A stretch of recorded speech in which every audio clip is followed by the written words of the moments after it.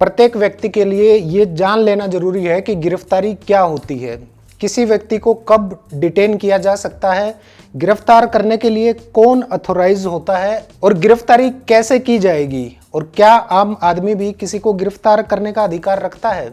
इसके बारे में आज के इस एपिसोड में हम बात करने वाले हैं।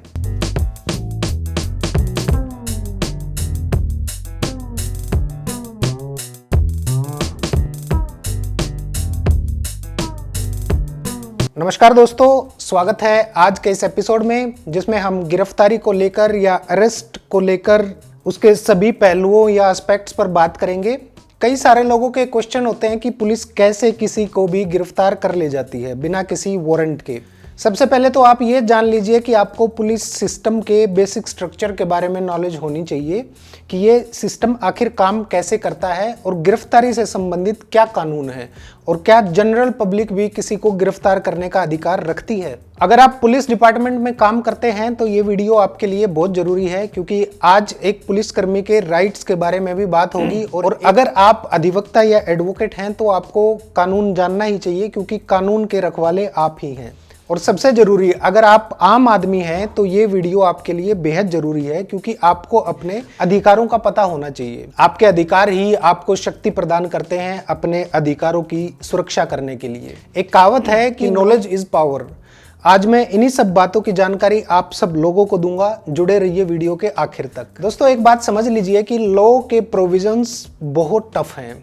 मुझे भी बहुत मेहनत करनी पड़ती है इन प्रोविजंस को इजी हिंदी लैंग्वेज में ट्रांसलेट करने के लिए। इसलिए ये वीडियोस YouTube पर सेव कर लीजिए और समय समय पर देखते रहिए और अपने हर उस फ्रेंड तक पहुंचाइए जो कानून जानना चाहता है। अब चलते हैं अपने सबसे पहले प्रश्न पर कि एक पुलिस ऑफिसर कब किसी व्यक्ति को गिरफ्तार कर सकता है। इन एनी कॉग्निजेबल ऑफेंस या संज्ञेय अपराधों में ही पुलिस ऑफिसर किसी को गिरफ्तार करने का अधिकार रखते हैं। दूसरी बात, police officer non cognizable offence या गैर संज्ञेय अपराधों में भी या असंज्ञेय अपराधों में भी गिरफ्तार करने का अधिकार रखते हैं। आगे मैं आपको इससे संबंधित प्रोविजन बताऊंगा। तीसरी बात, किसी भी अपराध के होने से पहले भी पुलिस अरेस्ट करने का अधिकार रखती है और ये सारे प्रोविजन आपको सीआरपीसी में मिलेंगे। सबसे पहले बात करते हैं सीआरपीसी के सेक्शन 41 की। सेक्शन 41 पुलिस के उन अधिकारों के बारे में बताता है कि कब पुलिस बिना वारंट के किसी को गिरफ्तार कर सकती है। जनरली पुलिस कॉग्निजेबल ऑफेंस या संज्ञेय अपराधों में अरेस्ट कर सकती है। ये अपराध कौन से होते हैं अभी आगे बताऊंगा मैं। इससे पहले एक बार देख लेते हैं सीआरपीसी के सेक्शन 42 को, जो कहता है कि अगर पुलिस को किसी नॉन कॉग्निजेबल ऑफेंस या असंज्ञेय अपराध की सूचना मिलती है तो पुलिस स्पॉट पर पहुंच जाती है और उस अपराध से जुड़े व्यक्ति से उसके आईडी और एड्रेस कार्ड मांगती है। तो उस केस में व्यक्ति को वो दिखाने होंगे। जनरली कोई भी पुलिसकर्मी आपसे आपका आईडी कार्ड मांगता है तो आपको दिखाना चाहिए, क्योंकि आप कौन हैं ये आपका आईडी कार्ड ही बताएगा। आगे सेक्शन 42 कहता है कि अगर व्यक्ति आईडी कार्ड नहीं दिखाता है, नाम और पता नहीं बताता है, अपनी पहचान छुपाने की कोशिश करता है, तो उस केस में पुलिस गिरफ्तार करने का भी अधिकार रखती है। इसके साथ ही एक और सेक्शन आता है जिसके बारे में बहुत सारे लोगों ने सुना भी होगा, सेक्शन 151 ऑफ सीआरपीसी। ये सेक्शन कहता है कि किसी अपराध को रोकने के लिए prevent the commission of cognizable offence, police किसी को भी गिरफ्तार कर सकती है। यानी जो मैंने पीछे आपको बिना अपराध के किसी भी गिरफ्तारी को लेकर बात कही थी, वो सेक्शन 151 के तहत कार्रवाई की जाती है और किसी भी संदिग्ध व्यक्ति को अपराध से पहले गिरफ्तार किया जा सकता है। इसे प्रिवेंटिव डिटेंशन या निवारक निरोधी कार्रवाई कहते हैं। सीआरपीसी का सेक्शन 46 बताता है कि गिरफ्तारी कैसे की जाएगी, गिरफ्तारी के तरीके क्या होंगे, कब किसी को गिरफ्तार किया जाएगा और कब पुलिस अपने हथियार यानी गोली, पिस्टल या लाठी का प्रयोग कर सकती है। ऐसा बिल्कुल भी अलाउ नहीं है कि पुलिस किसी भी अपराधी को रोकने के लिए पिस्टल तान दे। इन सब के लिए प्रोविजन है जिसके तहत एक स्पेसिफिक सिचुएशन या कंडीशन में ही पुलिस अपने हथियार या डंडे का प्रयोग कर सकती है। इन सब को लेकर एक अलग से वीडियो बनाऊंगा मैं आने वाले समय में,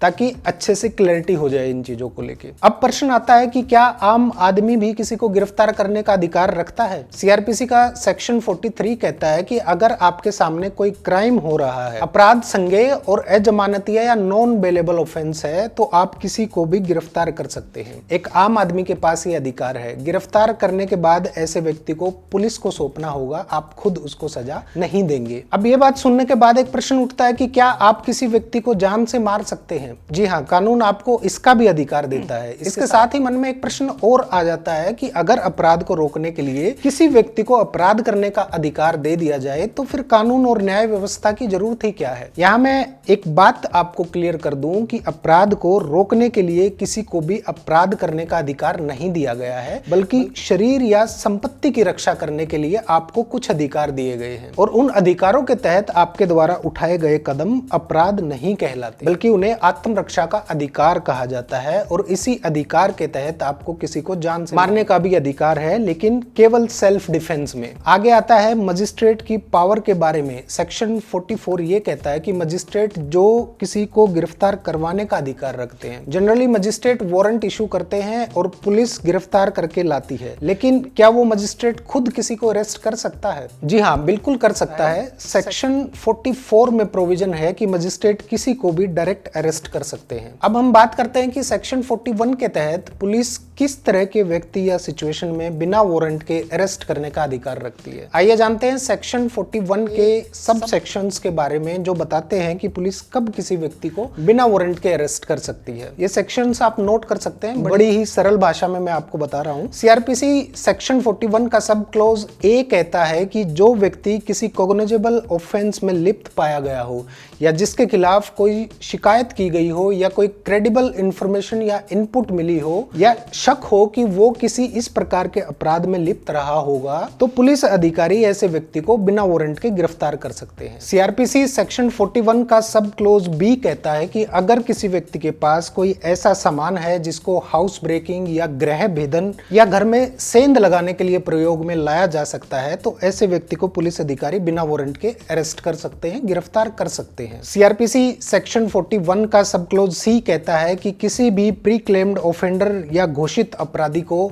जिसके नाम पर कोई घोषणा हो रखी हो, जिसे हम इनामी अपराधी कहते हैं, ऐसे व्यक्ति को पुलिस अधिकारी बिना वारंट के गिरफ्तार कर सकते हैं। सीआरपीसी सेक्शन 41 का सब क्लोज डी कहता है कि ऐसा व्यक्ति जिसके पास कोई चुराई हुई या स्टोलन प्रॉपर्टी मिलती है या शक है कि इस व्यक्ति ने ऐसा कोई चोरी का अपराध किया होगा, तो पुलिस अधिकारी बिना वारंट के गिरफ्तार कर सकते हैं। सीआरपीसी सेक्शन 41 का सब क्लोज ई कहता है कि ऐसा व्यक्ति जो पुलिस के कार्य में बाधा पहुंचाता है या निकल भागा हुआ अपराधी है या निकल भागने का प्रयत्न करता है, तो ऐसे व्यक्ति को पुलिस अधिकारी बिना वारंट के गिरफ्तार कर सकते हैं। सीआरपीसी सेक्शन 41 का सब क्लोज एफ कहता है कि ऐसा व्यक्ति जो किसी सशस्त्र बल या आर्म्ड फोर्सेज से निकल भागा हो, ऐसे व्यक्ति को पुलिस अधिकारी बिना वारंट के गिरफ्तार कर सकते हैं। सीआरपीसी सेक्शन 41 का सब क्लोज जी कहता है कि ऐसा व्यक्ति जिसने भारत देश के बाहर कोई ऐसा क्राइम किया है जो भारत में पनिशेबल है, हो सकता है जहां पर उस व्यक्ति ने वो ऑफेंस किया है वहां पर वो पनिशेबल नहीं हो, लेकिन इंडिया में पनिशेबल है अंडर आईपीसी और एनी लॉ, या किसी प्रत्यार्पण संधि के अधीन है जिसको हम एक्स्ट्राडिशन ट्रीटी कहते हैं। एक्स्ट्राडिशन ट्रीटी दो देशों के बीच एक संधि होती है जिसके तहत दोनों देश अपराधियों का आदान प्रदान करते हैं। इसको एक्स्ट्राडाइट ट्रीटी कहते हैं और इसी से एक्स्ट्राडिशन शब्द का जन्म हुआ है। तो ऐसे व्यक्ति को भी पुलिस अधिकारी बिना वारंट के गिरफ्तार कर सकते हैं। सीआरपीसी सेक्शन 41 का सब क्लोज एच कहता है कि कोई व्यक्ति जो दोष सिद्ध है या कन्विक्टेड है और उसके बाद उसे जमानत पर या किसी और प्रावधान के तहत छोड़ा गया है और उसने सेक्शन 356 के सब सेक्शन 5 के रूल्स को ब्रीच किया है, तो उसे भी पुलिस अधिकारी बिना वारंट के गिरफ्तार कर सकते हैं। सीआरपीसी सेक्शन 41 का सब क्लोज आई कहता है कि ऐसा व्यक्ति जिसको अरेस्ट करने के लिए पुलिस को किसी दूसरे पुलिस अधिकारी ने अनुरोध किया हो या रिक्विजिशन किया है, तो उसे भी पुलिस अधिकारी बिना वारंट के गिरफ्तार कर सकते हैं। बात आती है रिक्विजिशन क्या होता है। तो मान लीजिए कोई अपराधी एक थाना क्षेत्र से निकलकर किसी दूसरा थाना क्षेत्र में चला गया है, तो वायरलेस के जरिए अनाउंसमेंट होती है कि मैं ये पुलिस अधिकारी बोल रहा हूं और इस गाड़ी नंबर में आ रहे व्यक्ति को अरेस्ट कर लीजिए। ये रिक्विजिशन होता है, रिक्वेस्ट करना होता है एक अधिकारी का दूसरे अधिकारी से किसी को अरेस्ट करने के लिए। सीआरपीसी सेक्शन 41 का सब सेक्शन 2 कहता है कि किसी पुलिस थाने का इंचार्ज ऑफिसर ऐसे लोगों को अरेस्ट कर सकता है जो सस्पेक्टेड या संदिग्ध व्यक्ति हो, जो कि सेक्शन 109 के तहत आता है, और हैबिचुअल ऑफेंडर या आदतन अपराधी जो कि सेक्शन 110 के तहत आता है। जनरली सेक्शन 109 और 110 लोक शांति और व्यवस्था को बनाए रखने के लिए एग्जीक्यूट किए जाते हैं और ऐसे लोगों को बिना वारंट के पुलिस अधिकारी अरेस्ट कर सकते हैं। यहाँ एक बात और समझने की जरूरत है कि पुलिस अधिकारी कॉग्निजेबल ऑफेंस में अरेस्ट तो कर सकते हैं, लेकिन यहाँ भी सेक्शन 41 में दो कैटेगरी है। पहले वो ऑफेंस जिनमें 7 साल से अधिक जेल की पनिशमेंट का प्रोविजन है, प्रावधान है, और दूसरे वो ऑफेंस जिनमें 7 साल से कम जेल की सजा का प्रावधान है या पनिशमेंट का प्रोविजन है। मान लीजिए पुलिस अधिकारी के पास चोरी की कंप्लेंट आई है, सेक्शन 379 या 380 के तहत रजिस्टर की गई है। सेक्शन 379 में 3 साल की जेल की सजा है और 380 में 7 साल की सजा है। तो क्या ऐसे व्यक्ति को पुलिस को तुरंत अरेस्ट करना चाहिए? ऐसे केस में सीआरपीसी कहती है कि नहीं, ऐसे व्यक्ति को तुरंत गिरफ्तार करने की जरूरत नहीं है, और अगर पुलिस को ये लगता है कि गिरफ्तार करने की जरूरत है तो गिरफ्तारी के कारण लिखे जाने चाहिए। अगर पुलिस गिरफ्तार नहीं करती है तो भी पुलिस को कारण लिखना होगा कि क्यों गिरफ्तार नहीं किया गया है। मोटे शब्दों में कहें तो 7 साल तक का जिन अपराधों में सजा का प्रावधान है, वहां पुलिस अधिकारी की डिस्क्रिशनरी पावर है, वो गिरफ्तार भी कर सकता है और छोड़ भी सकता है। दोनों ही सिचुएशन में कारण जरूर लिखना होगा। अगर कॉग्निजेबल अपराध ऐसे हैं जिसमें 7 साल से ज्यादा की सजा का प्रावधान है, तो ऐसे केस में सेक्शन 41 के तहत पुलिस अधिकारी बाध्य है उसको अरेस्ट करने के लिए, और पुलिस अधिकारी को ऐसे व्यक्ति को अरेस्ट करना ही होगा।